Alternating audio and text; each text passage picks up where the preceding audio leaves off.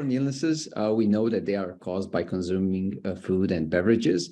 And there are many different disease-causing microbes or pathogens that can contaminate food. And these are many different types of foodborne illnesses, and most foodborne diseases are infections caused by a variety of bacteria, viruses, and parasites. And we know that foodborne diseases will continue to be a matter of major concerns around the world in the foreseeable future. And this is why it is important to educate the new generations in universities, right? And despite some important success at reducing the levels of certain pathogens in food that are result from better farm practices, food processing regulation, there is still work to do and in spreading that awareness. I can also give you a quick tip for following 4 simple steps at home to clean, separate, cook, and chill food that can protect you and your loved ones. This is my, my understanding, but here we will dive deeper into this lesson. So I'm leaving it to Kim. Yes, so foodborne illness is something that I personally find very fascinating. It was one of my favorite units that I did when I was in graduate school. So preparing this lesson and making it accessible to others, and also kind of putting this together, was one of my personal favorites that we've created so far. So I'm very excited to show it to you guys. So again, we do cover those outcomes and goals for you. Like I said before, we do it in a variety of different formats throughout all the lessons. This one features that bullet point method. So if that's your preference, this will be nice, quick, and easy for you to pull over into your lesson. We also, of course, have an initial discussion. This one's a little bit more simple because a lot of the other information in this lesson is a little bit more technical and heavy. So everyone's favorite thing, we're going to start with those charts. So when students start this activity, they're going to be doing another chart. However, this one is incredibly special because they will be using it as a reference sheet for a later activity within this particular lesson. So what they're given is they're given a chart of some of the most common foodborne illnesses, and what they need to do is they need to find the incubation period and the symptoms by using Gideon. We also already provide them with the most commonly associated foods. This list is up to date and has relevant information both from the CDC and the FDA, so you can rest assured that when your students get this reference material, they're able to use it later, and it does have everything that they need to know about these specific diseases that are foodborne. Again, we provide that walkthrough so that students can understand how to use the Explore module, or you can show your students how to use that Explore module in order to find the relevant information. But then we get into this very in-depth kind of investigation activity. So the Tales from the Gala is basically designed to be a foodborne illness outbreak investigation. So what it is a hypothetical scenario where the student will take on the role of an epidemiologist at some local health department where some type of outbreak has occurred. Their task is to basically determine what food and pathogen could be responsible for this potential outbreak. To kind of paraphrase the scenario that they're given, essentially on Wednesday, August 10th, a local nonprofit held some type of gala to raise awareness for something. And when they did, they had an attendance of about 100 people, and they served these really great foods. But on the 11th, someone that attended woke up and they started not feeling well. They had things such as nausea, fever, chills, and stomachache. So they scheduled a visit with their physician.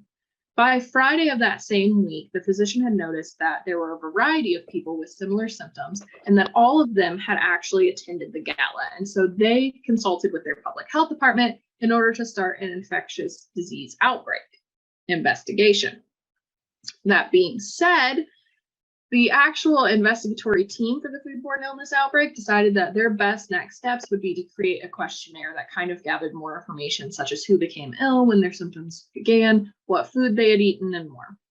The team then actually gave that questionnaire to those that they could contact that attended the gala. 50 attendees received that, and out of that, only 20 had responded. What follows is actually the survey results from those 20 people. So the students are able to get hands-on kind of a look at what the actual data from one of these questionnaires might be.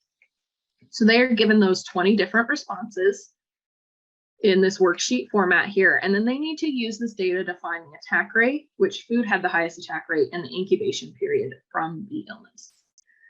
So just in case the student is a little bit less familiar with terms like attack rate and stuff, we do kind of give them some little brief definitions off to the side on this worksheet. this is a guided investigation, so we don't expect them to necessarily do it all on their own, and they are kind of given step-by-step ways to work out which disease and pathogen could be responsible. Once they do that, then they need to find that attack rate by each food type. From there, they need to determine the incubation period. And one of the ways that a lot of people like to do this is with a graph that shows when people actually became sick. So what date it was and the number of new illnesses that occurred. From there, we can actually determine when most people became sick. We can find that mode incubation period, which can tell us what the incubation period of this specific disease is, which is super useful information for determining what pathogen it could be. Then the student is expected to use that chart they created before, their health department survey results, the attack rates that they found in their graph, in order to determine what food is most likely to have caused this outbreak. So we then prompt them with questions that they can fill out in a worksheet format, such as what pathogen they suspect, as well as what actual food was contaminated. And then we also dig a little bit deeper. We ask them, what about the people that ate the food but didn't get sick? Or what about the people that didn't eat the food and also got sick? And why does that happen? How do we address that as investigators? And what does that tell us? But then we do a really neat thing where we ask them to actually confirm their diagnosis within Gideon. So to kind of change the pace a little bit here, I'm actually going to have Armando show you guys what it would be like for a student to confirm the diagnosis of this particular instance or this particular patient in order to see what actual pathogen or illness could be responsible for this outbreak. So without further ado, I'm going to pass it over to Armando. He's going to share his screen, and he's going to use that information that he was given within the scenario in order to figure out what this person might have. Thank you, Kim. And it's really important to mention that I don't have any medical background. So you can be rest assured that we are able to engage people who are not medically savvy in that regard. So here we have our diagnose module, which is our step-by-step purposely designed to engage classrooms. So we do have different options of probability engine that is used for professional clinicians, but this one is really intuitive when it's used. So I can click somewhere here in the abdominal section and I can select, for example, options that I need to input. So for example, one of the options is abdominal pain. So I will click yes. If I have something, for example, I can see already on the right side of the screen that we have 10 entries that are displayed through our differential diagnosis preview.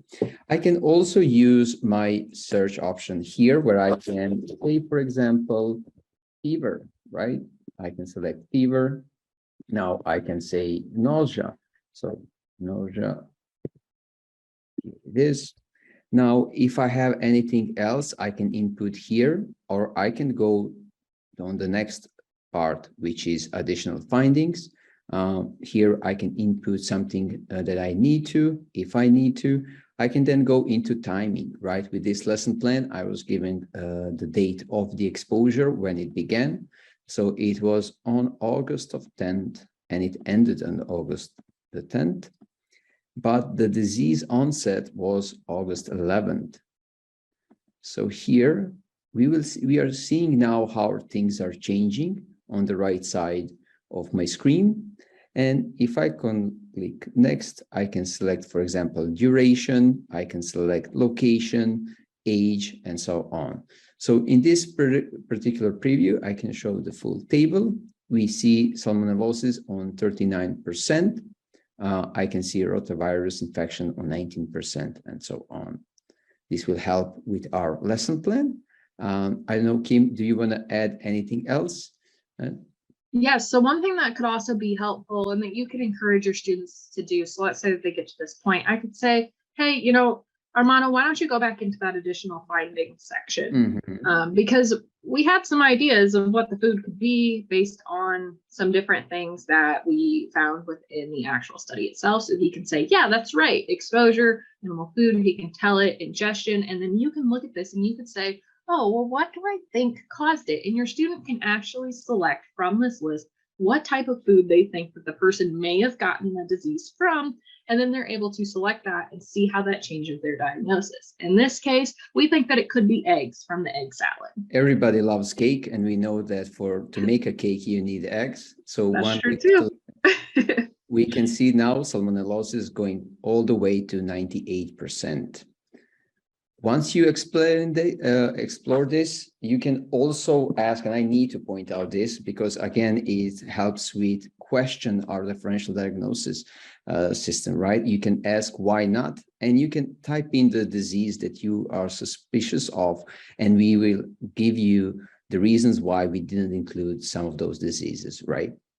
So this is again another step further that you can engage your classroom in questioning things, which is always important. It also puts the education and the process of education in the students' hands, which can be very beneficial to empower them to make their own kind of decisions and use their own thought processes and comprehending and understanding that they've gotten from their time in their courses. And it gives them that feeling of like, aha, I did it, that epiphany moment, which will stick with them a lot more than if they were just told, okay, go here, click this, put this here.